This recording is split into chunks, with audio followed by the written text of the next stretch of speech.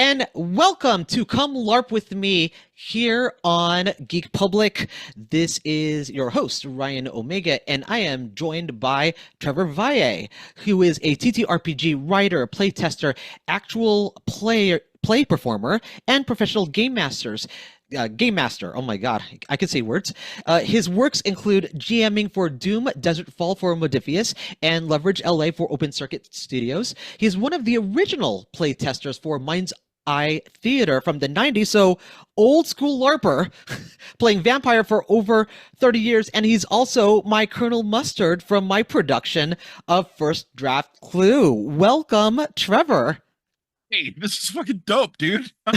This is rad. Oh, wait, are we allowed to swear? You are allowed to swear. Okay, good. Whew. It just comes out. It's just like excitement. It's like, oh my God, let's be on that show. This is rad.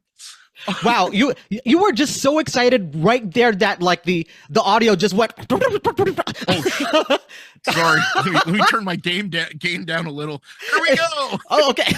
It's okay. I like Whoops. excitement. It's fine. If the audio equipment can't handle your excitement, it's too bad.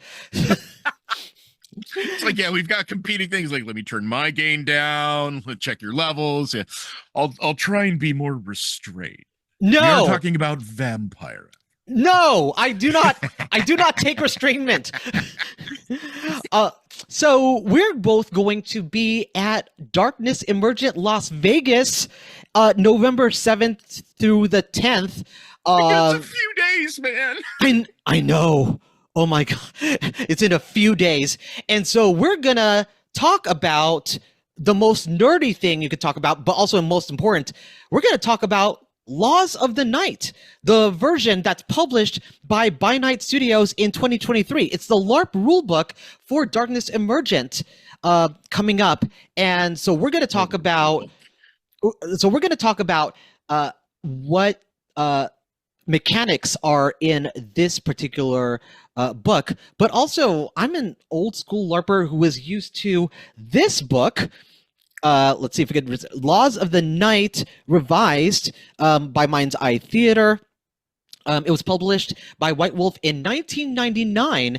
I started playing Vampire LARP in 2000. So this was the standard LARP book for about 20 plus years. And now we're going to talk about the differences between this book that I played with and the book that Trevor holds, because I don't know the system very well. So I'm going to be asking him questions based on what I know and what I don't know. And I imagine there's a few changes just doing a cursory read of that book. So I need Trevor to explain these to me. But before we do that, let's talk about your character that you're playing here at Darkness Emergent, because I know this is not part of the original discussion, but you were so excited, and I'm like, you got to talk about it. I am so excited. So I'm born and raised here in Los Angeles. I'm Hispanic. I have been very lucky to be here in LA and grow up in the Chicano areas with a Hispanic lineage, with a bunch of stuff, and I'm fully embracing that over the last 20 years or so, because for the longest time my family was Valley. We would pronounce it Valley. We were anglicized Valley. And then it's like, no, we are Valles. We can trace our lineage back to Navarra in Spain and Basque Country. We were sailors. We were all of this stuff. Unfortunately, we were also Spanish colonizers. But the fact that I'm here in Los Angeles, one of the core areas, the Rancho period, all of this, I decided I am going to go balls out and play a Spanish La Sombra, but not just any Spanish La Sombra, a La Sombra from East Los Angeles. And I'm going to pull out all the stops with costuming, with behavior, with colloquialisms, with and the general idea. But in the vampire world, Los Angeles is the center of the Anarch Free State. It's a bunch of independent vampires in their own little baronies and gangs, and bitterness back and forth. And I'm playing what's called Nautarchus. It is an independent vampire. I do not subscribe to the Anarch ideal, the Camarilla ideal, definitely not the Sabbat ideal, even though I am in La Sombra. And I find it's very fascinating to play that kind of character in an Anarch system. And then all of a sudden, we're rolling into Vegas, which has been removed from Camarilla thanks to the decisions in Darkness Emergent Chicago, and is now headed by an Anarch council of some kind. Oh yeah, the Anarch Triumvirate. Because what they wanted to do was they wanted to share the power rather than have a single baron. So that's the idea behind it. It's almost considered an Anarch utopia. And Right. that is the game that we're walking into. And my God, this is crazy because this will never happen again. No. Like, we don't know what the result will be, but this type of game will never happen again. After I was invited to Darkness Emergent, I made my character and all that. I found out, I found out where Darkness Emergent is going. Mm-hmm. And I'm not going to, because I don't know if it's public knowledge or if people know or people who are playing know or anything like that. But there are more Darkness Emergent events coming next year. Yeah. And I mistakenly put myself right in the middle of one creating my character and didn't realize it. And it's funny you say the triumvirate. It reminds me a lot of way back, I think it was 1991. Mm-hmm. There was a introductory adventure for Vampire the Masquerade called Alien Hunger, which takes place in Denver. And you have Prince Edward, who makes a deal to create the Council of Denver with a independent La Sombra. And I think a couple other people, but it's not considered a Camarilla city. It's a city run by a council who happens to have one guy that calls him Prince. There's a totally independent La Sombra elsewhere on it and some lesser members. It's wild. Oh, yeah. Now we're walking into Vegas with basically the same thing, and one of them is Theo Bell. Yeah. Like, you're putting a whole icon, someone who led the Bruja out of the Camarilla, as one of the leaders. The other two, Bruja Anarch. The Bruja Anarch, right? And then the other two people are Ministry and Simizi. These are the leaders. Yeah. So we have dragons, Setites, and the ultimate Anarch. Yeah. Effectively. Welcome to Vegas. No kidding. City of Sin indeed. Yeah, that's why I'm so excited. A little scared. Not gonna lie. Yeah. Oh yeah. And I'm not a combat character. I'm just like, oh man. I'm a Sombra. I do things behind the scene, in the shadows. La Sombra, the shadows. The shadows. And yeah, man, I'm just gonna be in the background. So even though my character's a social peacock, I'm just gonna be like, nope, I'm over here in the zoot suit. Ignore me. Yeah, like, like fancy like a feather, but I'm gonna be back there. Right. Right. So talking about like your character a little bit, like let's lead into character creation, right? So how did you go about creating this character using this system? Wow, that's a wild one. So my whole whenever I do a character, regardless of system, I start with how they act and who they are as a person in my head. I find the personality first. And then I'm like, okay, East LA, very Chicano, vampire, old enough, probably was also Pachuco, went through the riots in 43. If that means that, then he was in the Anarch revolt of 1944. And just like start going back. Oh, California was formed in the Rancho period. How old is he? I just kind of kept going back. And that gave me a general idea of which ways I could go. Am I a bruiser? Am I a gang member in East LA? Am I an anarch? No. I want to play somebody a little bit more refined, something I normally don't do, Hmm. which is a social character. And then I just kind of worked on it from there. And then I opened the book and started going through the character creation system. Hmm. And when I was assigning points, it took me probably a solid week to make Oh. Don Jacinto. Hmm. And because I kept doing different variations and I kept going, well, I want to give him weaknesses, like serious weaknesses. In Laws of the Night, in this new book, man, Hmm. the character creation steps, like they are laid out so brilliantly straightforward. Hmm. Like it's just, I thought I had it bookmarked. Oh yeah, literally character creation cheat sheet. You Do you just have a cheat sheet? That that Yeah, did no, not in the book. that did In not the exist book. here. Character creation cheat sheet. It tells you the entire thing all the way down. Core concept, humanity, clan and sire, generation and potency, attributes, skills, predator type, backgrounds, merits, flaws, disciplines, starting experience. Okay, so let's take the cheat sheet, right? Let's Yeah. go through a little bit of the character creation process. So what stands out to you as you are making it in comparison to whatever you remember from Laws of the Night Revised?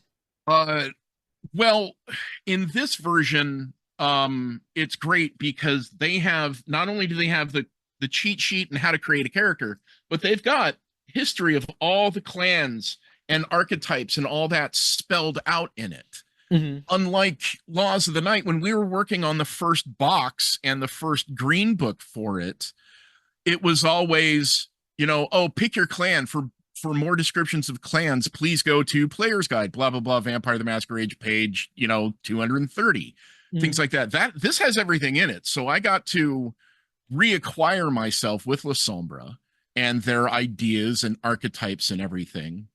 And it felt way more streamlined for some reason. And I've been playing Hmm. Vampire Tabletop forever. Hmm. But for some reason, this gave a real tabletop feel of character creation. And all of a sudden, it's like, wait a minute. I'm going to be throwing chops in Vegas with Hmm. this character. Hmm. It was such a weird moment of it feels like you're making a tabletop character with naturally like less points here and there, less dots and things. But it was really smooth. I loved it. And the fact that it's like, hey, come up with a core concept. I just did that. That's just my own thing. Hmm. And then I read it in the book. Hey, this is a great way to do it. Hmm. Figure out who you are, how old you are, how humane you are, Hmm. figure out your history, and then let's do stats. And I love that because it really gets you an idea of what the character is. Because live action role playing is radically different than tabletop, as Oh, you know. yeah. Being the LARP god that you are, like you have to be believable. It's role playing is you're taking on a role. Yeah. Live action role playing is you're walking around dressed as, moving as, speaking Hmm. as, creating a presence as.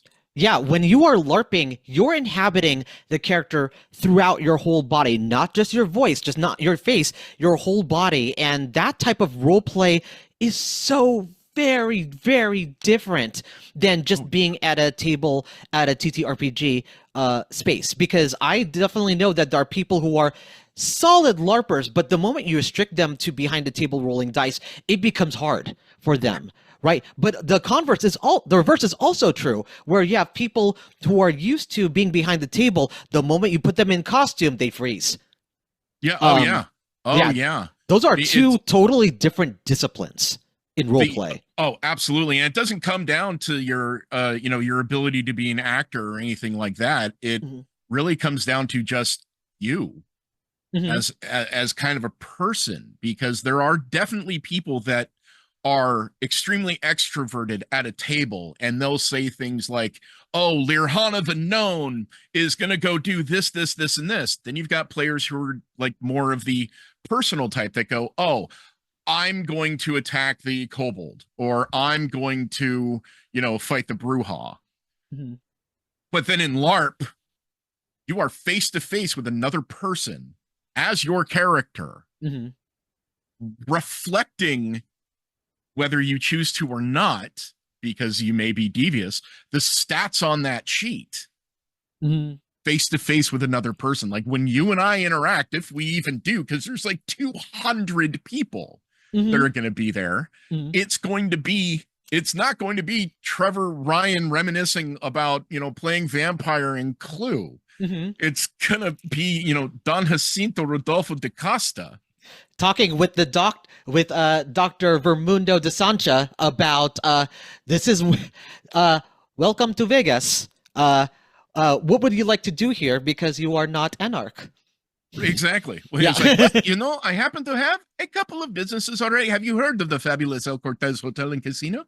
We just made up the, it's the National Historic Places, one of the oldest locations here in Vegas. Ah, I see. See, I am very new. I am very new to Vegas, but I am helping Yaromir run this right now. So, any advice you have for me, especially what is it? El Cortez? Is that what is it called? El Yes. Rancho? Oh, El Cortez. Okay. No, yeah, El Cortez Hotel and Casino. Yes. Isn't that the one that is shutting down? No. It's the foothold of Fremont Street. Just went through a whole renovation. It's wonderful. Mm-hmm. Funny enough, there's actually a small speakeasy in a restaurant nearby called the Laundry Room. It's where the original laundry room of the El Cortez was. I should take you there. It is a very active nightlife, and it's very, very particular. Ah, good. I like particular. And then there we go. Continue. There we go. Right into character. Just get into character. Yeah, that is what we're doing, but that's hard to do from a tabletop perspective. Yeah. So that's why I love these rules. Are like, get the core concept of that character together. Mm-hmm. Whereas when we were playtesting Mind's Eye Theater and even the revised rules, it really came down to stats. Because yes, like there were so many. There were so many. Okay, because I remember very clearly the physical, the mental, the social, and then every stat had a named trait. Yes. And I remember going through these traits like, okay, well, that would be great for me to just give an idea for the character. But I remember in the past you had to bid a trait. Oh my God, yes. And then that became so complicated. I mean, I weirdly understood what they were going for, but it wasn't very natural. It was almost like, here are prompts of what describes your character, but now you have to use them whenever you have to bid like for a mental challenge or a physical challenge. I will be brutal in attacking you. Right. And you're going to be nimble enough to dodge. Yes. And that's does it still have that? It not really. Okay. So back then, the OG rules, and I always disliked this, and I made it clear, but for some reason in the OG rules, you would make those statements. I am brutal, I am nimble. Mm-hmm. And then you would, you'd throw chops, and if you tied, you would measure your different pools of how many traits you had in physical, mental, or social. Mm-hmm. But if you lost, you would lose that trait for the scene, i.e. for the night. Mm-hmm. I never liked that. So all of a sudden, if you lost the challenge, you're no longer nimble because you lost the faith in being nimble. Never agreed with that. Always disliked that. I weirdly like that system because otherwise... Really? Yeah, the reason why is because after a while, maybe a character that was very powerful would wear down a little bit. It also means that you were taking chances whenever you made challenges. So you didn't make challenges all the time. If you had stats that never went down, if I played for a very long time, I was always assured that I would, for the most part, I would win quite a bit because there's no way for stat attrition to happen. Now, granted, you are playing rock, paper, scissors. So even if you were a neonate trying to battle and in Scylla, you would win, one third of the time, which sounds about right. But the Then you the had overbidding. yeah, and then you had overbidding. If you I'm were just I that bold. Yeah, I have a retest. I have 14 traits in physical, and then the neonate goes, I have 6. It's the whip out your dick rule. Yeah. That's what it is. I And it was the understand it, but I that's one I didn't like. yeah, and the fact that you could be, you could use subterfuge not as in the trait, but like actually lying and say something like, "Oh, I have 8 physical." Oh, you have 6, you lost. When in reality, you had 16. You can undervalue the amount of traits you had, which is just mind-boggling. It's like, I'm not as strong as, I'm stronger than I appear. I get it in the political way. I Yeah. get that, but I wish there was a way that it was just, I don't know, just not being nimble for the rest of the night. Like if you would just like -1 to your pool, hmm it was just the wording of you can no longer bid that trait that just always bothered me. Mm-hmm. And because it's like, no, I may have just lost that scrap, hmm but I'm still who I am. Yeah. hmm And so we don't do in V5 here, we don't bid traits. It's straight up pools. Makes sense to me. Yeah, It's it's just a like, number. yeah, it's literally a number. It's like, okay, I'm going to do this, I'm going to do this. It's a physical versus a mental. hmm Add up your it's like add up strength and I think like strength and awareness or something like that versus Right. whatever those two pools combined. hmm Throw who has the bigger pool.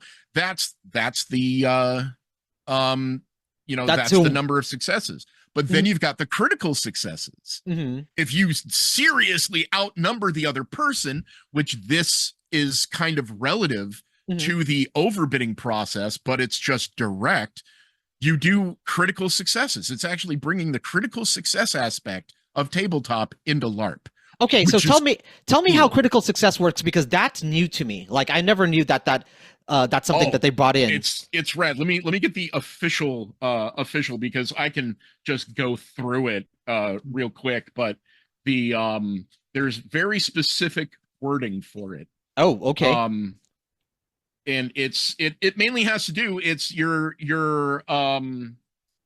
where are you? Come here. Okay, here we go.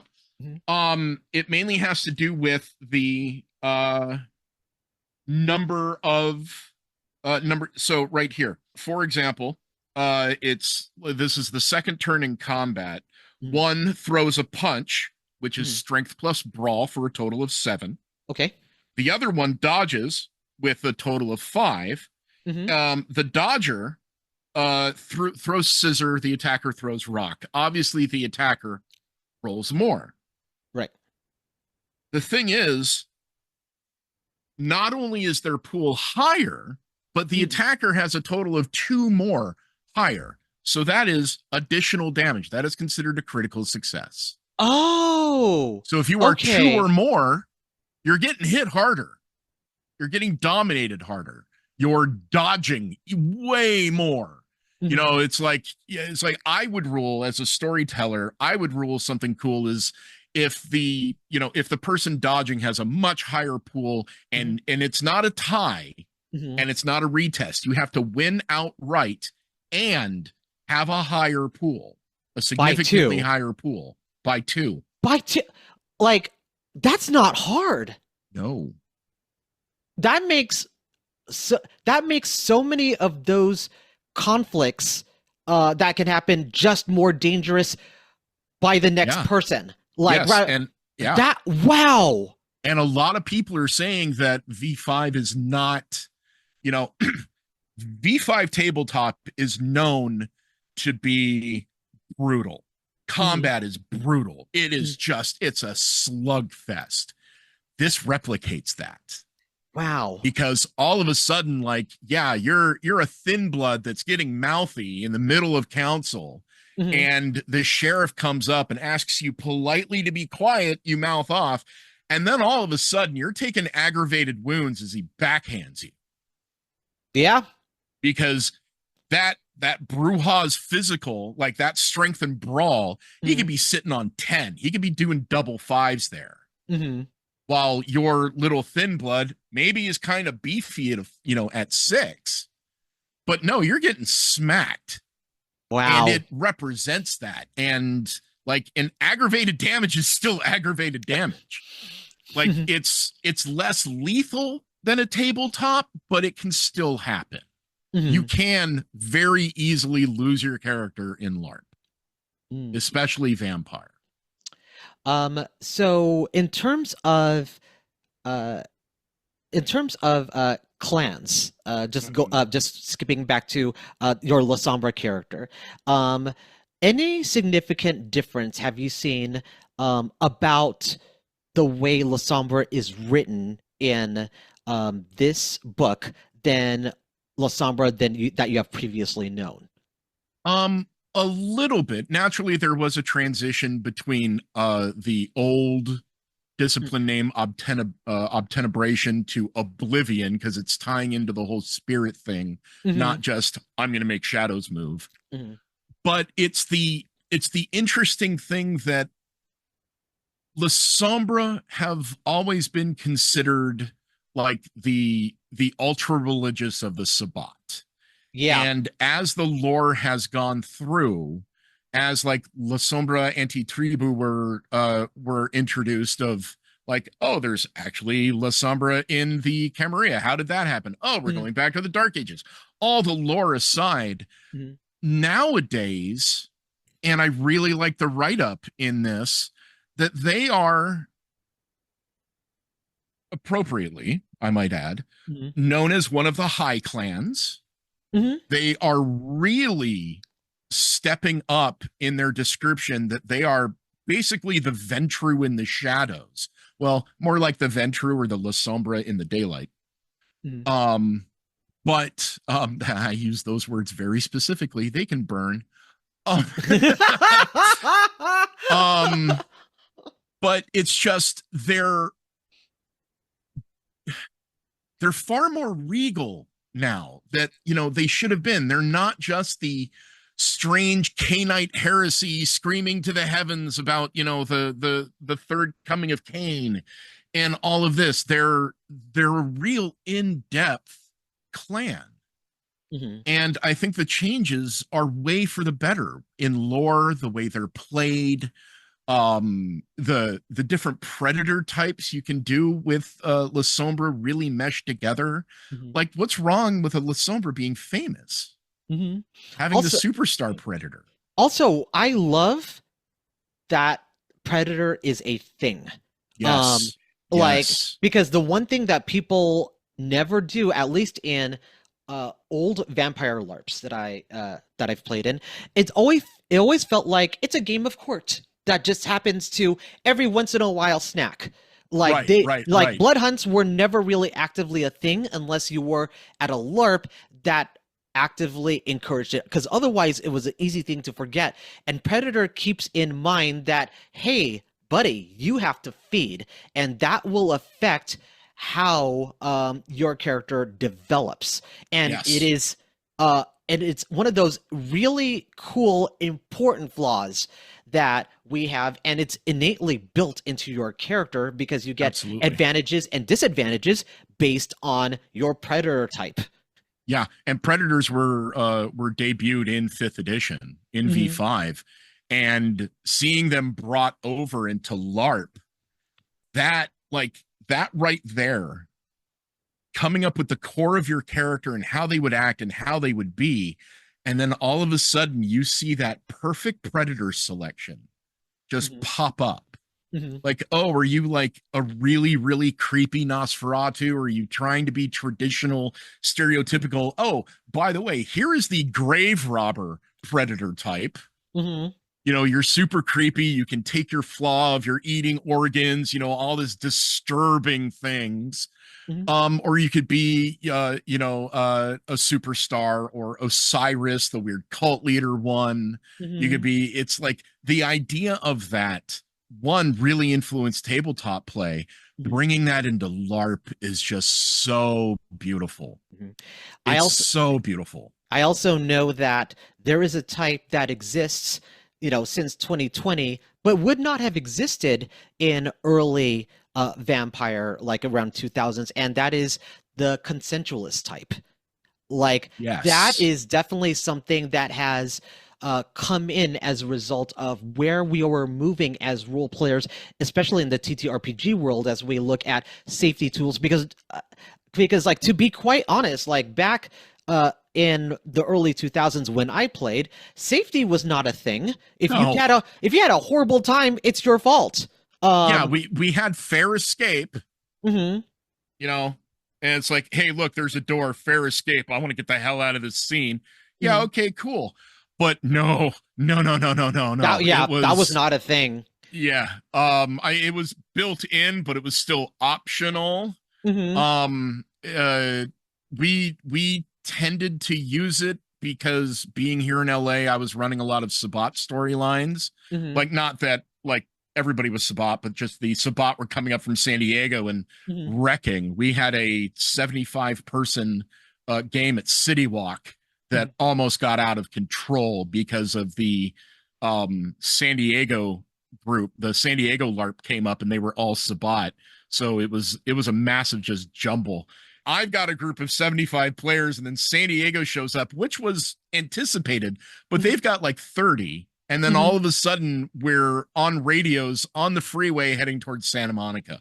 It was a 2 night weekend game of just absolute chaos, and I loved it.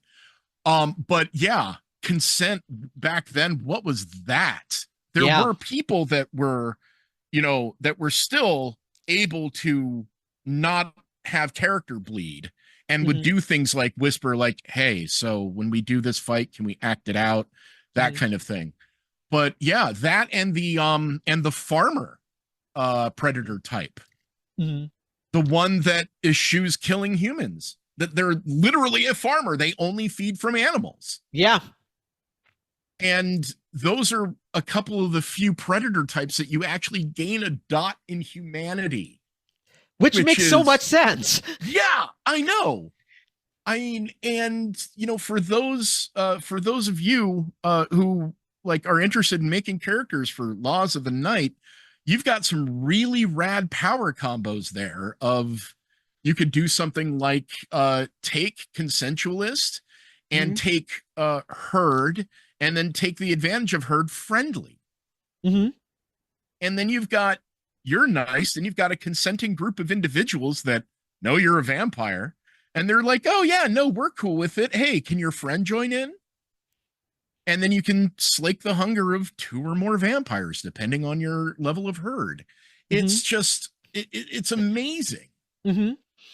And it doesn't really rob the fangs out of the game. It just No. adds an option for Right. people who have a comfort level when it comes to that. Because vampire, on its very nature, is a brutal game and a brutal genre. Like that's Yeah. what it is. But at the same time, we want to encourage other people to tell their stories, be able to play. Right. And one thing that I really like about Darkness Emergent, that's coming up, is the amount of plot that is available for characters. There's a buffet of plot. You will never get bored. You will get No. roped into something. I'm worried because I'm uh Dr. Vermundo is part of the Anarch Triumvirate, right? Like he's Yeah. working for Yarmir. And so I already know the amount of plot that I'm just going to be getting passively. So there's going to be a lot of people I'll be dealing with. At the same time, I'm excited because I know what is potentially out there, the fact that there's so many people that I get to role play with, and I could help people with making their scenes amazing. And that's what I kind of love about LARP. Yeah, no, absolutely. And that's really funny. That you're part of that. And I was looking at it, I'm looking at the different plot lines. So for any of you that are interested, just go to darknessemergent.com. Mhm. One, tickets are still available, which is kind of wild. Mhm. I don't know how many. There can't be a lot left. Because there's at least 200 people. This is big. This isn't like, oh, hey, it's a bunch of people that are going to be hanging out at like Griffith Park playing vampire. It's like, no, we're in the Paris Hotel and Casino in Vegas. They have a Like, nice venue. Oh my god. like the Paris Hotel. It's like 3 days of, and depending on your level, like there's a dinner, there's completely separate LARPs Mhm. for I think elder and above Oh, players. There's I'm running one of them. Tell me you're doing dark epics. No, I'm doing Pluto's Gold. It's the one that's only limited to 15 people. The 12 what yeah well I'm one of the Guess who's gonna storytellers. be in that? I huh? I'm one of the players. Oh, okay. Yep, There we go. You yep. get to encounter my other character. Did I upgrade to Methuselah? Yep. I'm so, dude, I'm so stoked for that. But then there's actual tabletop games that are going on. Mm-hmm. I'm stoked. I don't know if I'm gonna I haven't made a reservation yet. I know table space is clear, but Mm-hmm. I really want to play in Miss Magitech's game. But it Double check. I think she only has one or two spots left. I know, but I think my Fang appointment with Maven is at the same time. Oh man. Okay. Yeah, I have to. There's so many things going on, man. Oh god. There's Yes. vampires and Vino. You get to hang out and talk with special guests. Mhm. And like talk about wine, cheese, and there. If you're Methuselah or greater, there's the dinner in darkness where you're talking to creators and storytellers of Laws of the Night. Mhm. You've got there's Seraphim, which is gonna be amazing. Oh, that's one for that one is for everyone, and it's the soft role play club that happens after all of this. I'm like, oh yeah, and that's Thursday.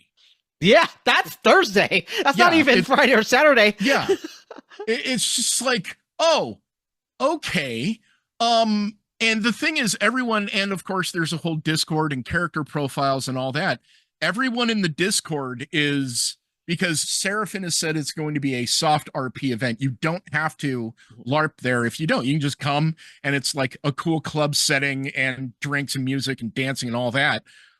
But so many people are like big in character that are going. And I'm just like, wow, this is totally going to be like a half and half thing, isn't it? The straight up balls that By Night Studios has. We're like, here is this LARP system, but we're not going to start there. We're going to do massive events in San Antonio, bigger event in Chicago, an even bigger event in Vegas, and then more venues to come. And it's all based on this one thing that has a lineage going back 30 years. And the changes are great, man. I love the mechanic changes. I really do. And it's not like pulling cards and trying to get successes and getting up to your, because there was a system, I forgot which version it was, 3, maybe 4, that it was literally you're pulling cards because you're trying to make it as crunchy as tabletop. No, so you're literally using a tabletop sheet that you can, do things and add 10 to because you're rolling dice and all that. No, je refuse. I don't no, that makes no sense. Card pulling, I know a lot of people love card pulling in LARPs, and I totally see the usage of it in some cases. I really like the idea of item, prop, and or in the case of vampire, like a discipline card that you can have on you that you could just be like, 1, to refresh what you've got. And 2, just to like quietly hand somebody like, hi, Majesty, I'm using presents. That's what we're using in Pluto's Gold. Like that's rad. Yeah, it's because the Bruce Monarch and I used to run a vampire LARP called Hollywood Forever, and it was actually several streamers first introduction to LARP because I heard they about didn't, that. yeah, they didn't know where else to go. So we were lucky to have people like B Dave, like Vivka, Rad. like Grant Imahara was one of my players too. I miss So Grant. I miss yeah, Grant so much. I miss Grant so much, and I was so honored to have been his storyteller. And Oh, so yeah, like for me, like one thing I will never forget in this LARP, Grant is, you know, as much of a personality as he is very much introverted. So we played yes. a Nosferatu that was skulking about, called Craven, which is short for Cowardly Raven. Um, and Oh my so god. and so he had high levels of obfuscate, right? So he was in meetings and people would try to detect him through Auspex and could never find him. So he's just sitting there listening to all the meetings. Now, my character in Archon and storyteller in this game, I detect him because I just use my storyteller powers. And he goes, oh, I'm so sorry that I've been caught, but I can be useful to you. And I'm like, in what way? And then he proceeds to tell me everything in all the meetings that he's attended. Oh, and Grant had an incredible, like nearly disturbing memory. Yeah. Like he could recall things, schematics, he could draw stuff. He was one of the most multi-talented people I'd ever known. Mhm. And just thinking of him as a Nosferatu spy, one, perfect. Mhm. Two, terrifying. Oh, it got even better because I went to the Harpy, also known as Herald, in the current cases, but you know, Yep. and said, I'm going to give Craven a major boon, and they're like, and everyone's like, why? It's like, I don't have to tell you why, and then left. And so what ended up happening was his character came up to me every half hour, kept reporting to me what was going on. I'm like, this is how you use a boon. Yeah. Oh, yeah. It's like, I'm earning this. Watch this. Rad. Oh, that's amazing. At the very end, like we took a picture and he just had this smile that he could not peel off his face because he was so proud about how much shit he got away with. Oh, So see that's the rad thing when you have a good, you know, a good storyteller, players who understand that it's their story. Mhm. And that's the thing about just TTRPGs in general, and especially LARPs even more so. You're telling your story. The storyteller's there to act as bookends and plot twists. Mhm. But then you just have that passion to throw yourself into it. Mhm. Man, and then couple it with a really good system.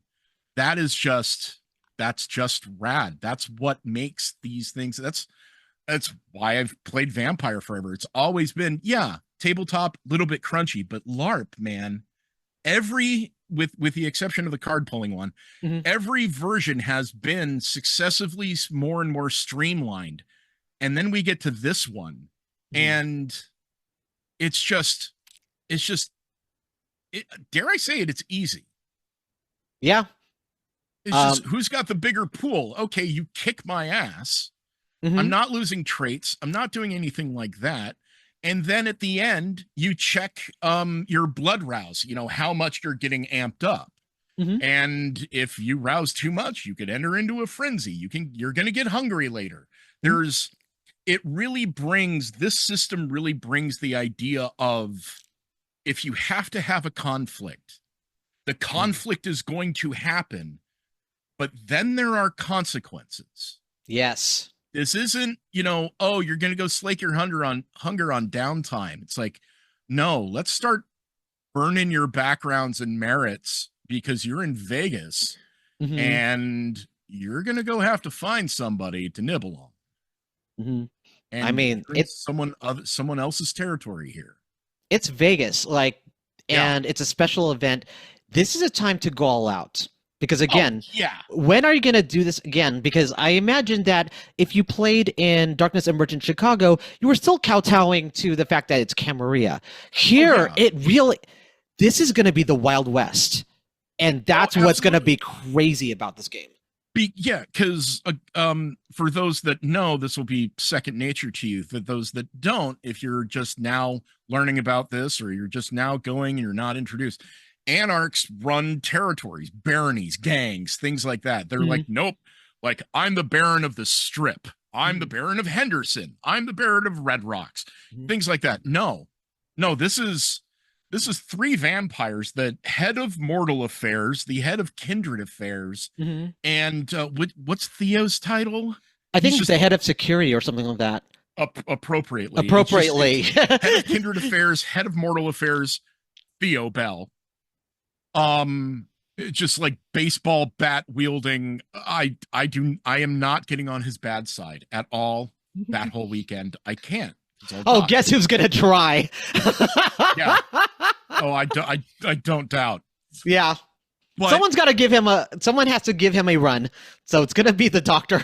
Oh yeah. We talked about this actually. So, and that's a great thing. Like, you're able to actually sort of set up a little bit of a conflict if you talk about it ahead of time, because that's just an amazing way to get a really cool scene. But we have to start wrapping up because, like, this, we could talk forever. I know that we could talk forever. I actually have a question for you. Oh, okay.